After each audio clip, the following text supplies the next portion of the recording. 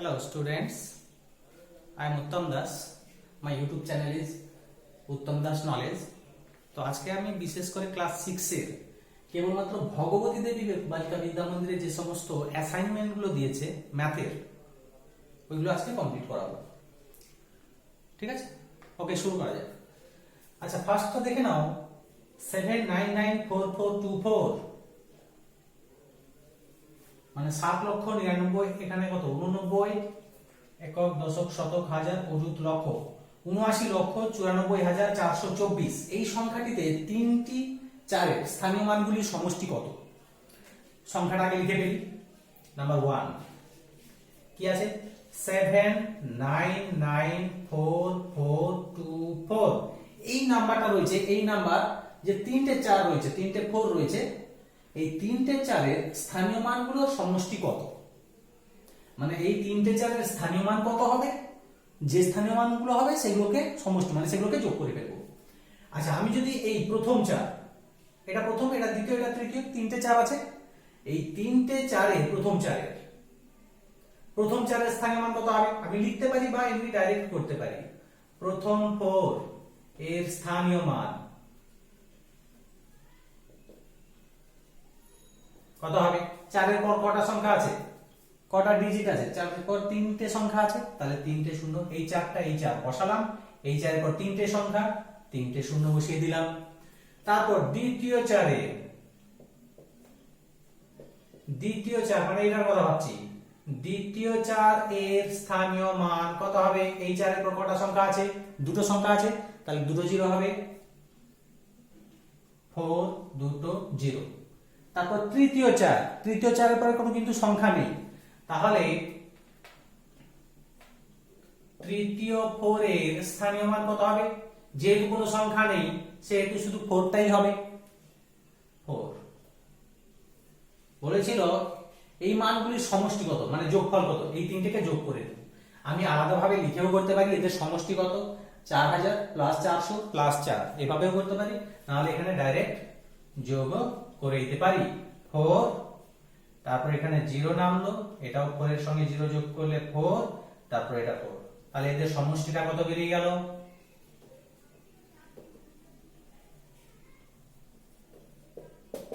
এদের সমষ্টি 4404 হয়ে গেল। নেক্সট, তাহলে এটা কি করে বুঝতে পারলে? একটা সংখ্যা দিয়ে দিয়েছিল, তার স্থানীয় মান বের করে তার সমষ্টি চেয়েছে। স্থানীয় মান বলতে কি বুঝি আমরা? যেই সংখ্যাটা থাকবে সেই সংখ্যাটা করে যে কটা সংখ্যা থাকবে সেই কটা শূন্য বসিয়ে দেবো। প্রথম 4-এর পরে তিনটে সংখ্যা ছিল, তিনটে শূন্য বসিয়েছি। তারপরে 4-এর পরে দুটো সংখ্যা ছিল, দুটো শূন্য বসিয়েছি। তারপরে 4টায় কোনো সংখ্যা ছিল না, সেই জন্য 4টা বসিয়ে দিয়েছি, দিয়ে তিনটাকে যোগ করে দিয়েছি, বেরিয়ে গেল। নেক্সট,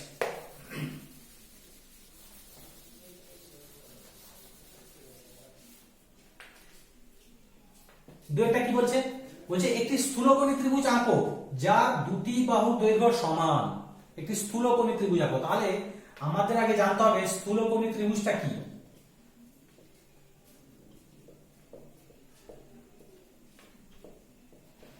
স্থূলকোণী ত্রিভুজ, যে ত্রিভুজের একটা ত্রিভুজের তিনটে কোণ থাকে, যে কোনো একটা কোণের মান 90 ডিগ্রি থেকে বেশি হতে হবে, অর্থাৎ স্থূলকোণী ত্রিভুজ যে কোনো একটি কোণের মান কত? 90 ডিগ্রি থেকে বেশি এবং 180 ডিগ্রি থেকে কম হবে, সেই সমস্ত ত্রিভুজকে স্থূলকোণী ত্রিভুজ বলে। 90 ডিগ্রি থেকে বেশি হবে এবং 180 ডিগ্রি, যে কোনো একটা কোণের মান, একটা ত্রিভুজের যে কোনো একটি কোণের মান 90 ডিগ্রি থেকে বেশি হবে এবং 180 ডিগ্রি থেকে কম হবে, সেটা স্থূলকোণী ত্রিভুজ। আর যেটা 0 ডিগ্রি থেকে বেশি, 90 ডিগ্রি থেকে কম, সেটা সূক্ষ্মকোণী ত্রিভুজ।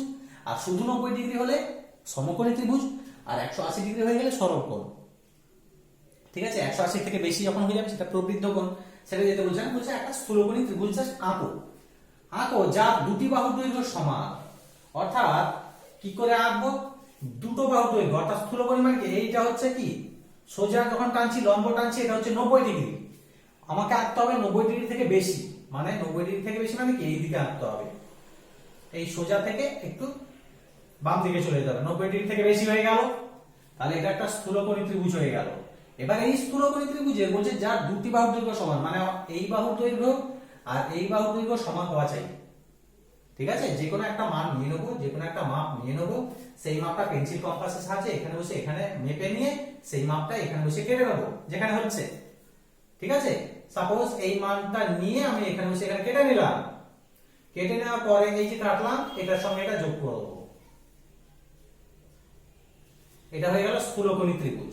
সাপোজ আমি এটা ধরলাম কত না 130 ডিগ্রি কি 120 ডিগ্রি আছে, অর্থাৎ 90 ডিগ্রি থেকে বেশি, 180 ডিগ্রি থেকে কম হলো, স্থূলকোণী ত্রিভুজ আঁকা হয়ে গেল। একটি স্থূলকোণী ত্রিভুজ নাম দিয়ে দেবে এ বি সি। একটা স্থূলকোণী বুঝলে একটি স্থূলকোণী ত্রিভুজ আঁকো যার দুটি বাহু দৈর্ঘ্য সমান।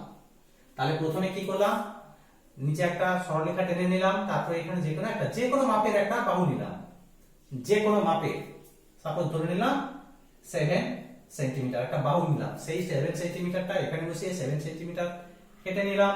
সাপোজ এটা আমি বড় করে টেনেছিলাম, ঠিক আছে, 7 সেন্টিমিটার, এটা 7 সেন্টিমিটার কেটে নিলাম। সেই 7 সেন্টিমিটার এখানে বসে এটাও কাটলাম, এটাও 7 সেন্টিমিটার। ঠিক আছে, তারপর এখানে যে দুটো হলো সেটা যোগ করে দিলাম, হয়ে গেল কি স্থূলকোণী ত্রিভুজ। স্থূলকোণী ত্রিভুজ, ঠিক আছে, অর্থাৎ একটা কোণ 90 ডিগ্রি থেকে বেশি, অর্থাৎ 120 ডিগ্রি, হ্যাঁ 120 ডিগ্রি 130 ডিগ্রি হতে পারে, 90 থেকে বেশি হচ্ছে। তারপর বাকি যে দুটো থাকলে সেগুলো সব সূক্ষ্মকোণ, কারণ একটা ত্রিভুজের তিনটে কোণের সমষ্টি কত 180 ডিগ্রি, 180 এর মধ্যে যদি এটা 120 হয়ে যায়, বাকি দুটো মিলিয়ে কত আছে 60 আছে, সেটা 30-30 হতে পারে, 40-20 হতে পারে, যেটা কিছু হতে পারে। ওকে, নেক্সট চলে যাই।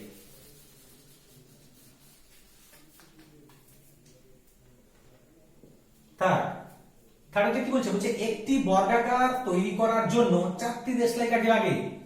একটি বর্গাকার তৈরি করার জন্য 4টি দেশলাই কাঠি, একটা দুটো তিনটে চারটে দেশলাই কাঠি লাগে। দুটি বর্গাকার তৈরি করার জন্য 2 into 4 টি দেশলাই কাঠির প্রয়োজন, মানে 4 দুগুণে 8টি দেশলাই কাঠির প্রয়োজন। এইভাবে nটি বর্গাকার তৈরি করার জন্য মোট কাঠির সংখ্যা কত হবে?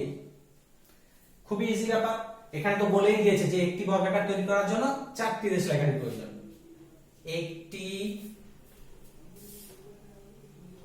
বর্গাকার তৈরির জন্য কয়টি কাঠির প্রয়োজন?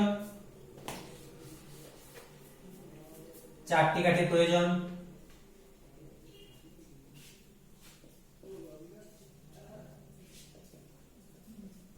চারটি কাঠি প্রয়োজন, বর্গাকার আমি এখানে এঁকে দিলাম ছোট্ট করে।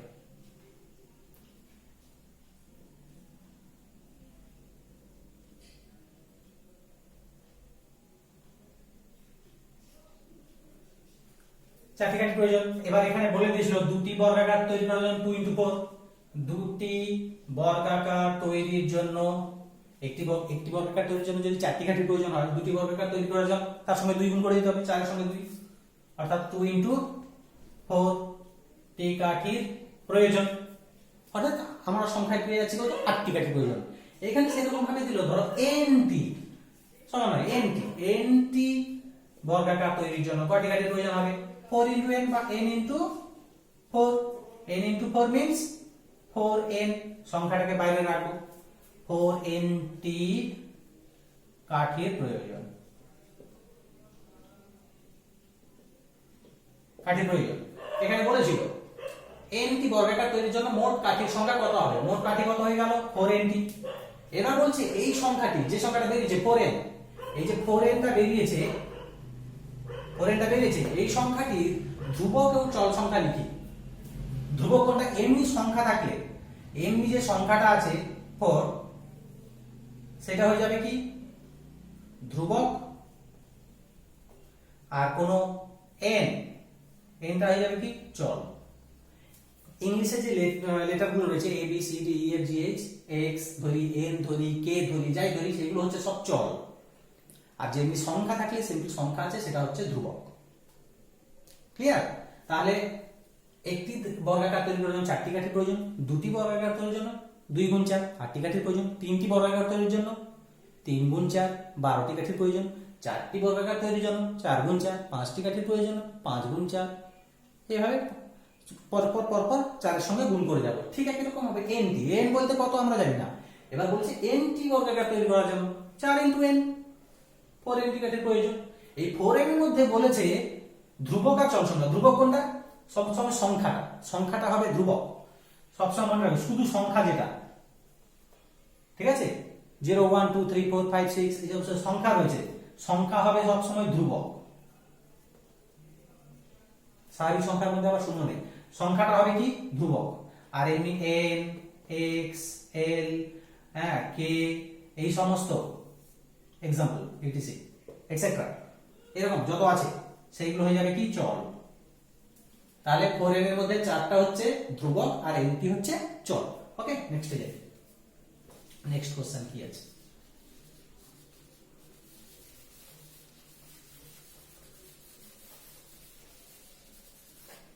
নেক্সট লাস্ট 4 নম্বরটা কি দিয়েছে? বলছে একটি ছবি আঁকতে সমীরের 1 ঘন্টার 2/5 অংশ এবং মিতার ওই ছবি আঁকতে 1 ঘন্টার 5/12 অংশ সময় লাগে, কে কত মিনিট সময় নিয়েছে, কার সময় কত লেগেছে? তাহলে সমীরের লেগেছে 1 ঘন্টার 2/5 অংশ, আর মিতা দুজন আছে এখানে, একজন সমীর আর একজন মিতা। সমীরের লেগেছে কত? 1 ঘন্টা। সমীরের সময় লেগেছে, সমীরের ছবি আঁকতে সময় লেগেছে, তাই না? শুধু সময় লেগেছে লিখলাম, সময় লেগেছে কত?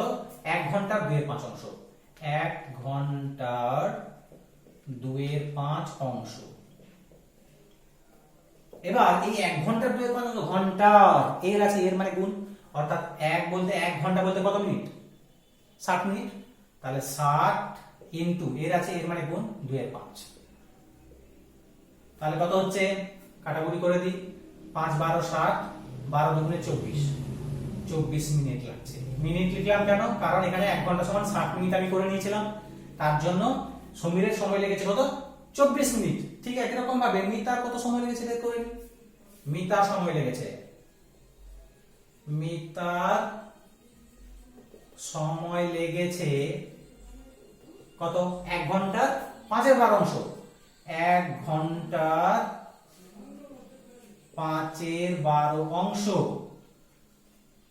1 ঘন্টা সমান ওই একই রকম 60 মিনিট, 60 ইনটু 5/12, 12 5 60, 5 5 25 মিনিট। তাহলে কার কত সময় লেগেছে? সমীরের সময় লেগেছে 24 মিনিট, আর মিতার সময় লেগেছে কত? 25 মিনিট। কার বেশি সময় লেগেছে? মিতার সময় বেশি লেগেছে। কত বেশি লেগেছে? কত বেশি লেগেছে? মিতা ছবি আঁকতে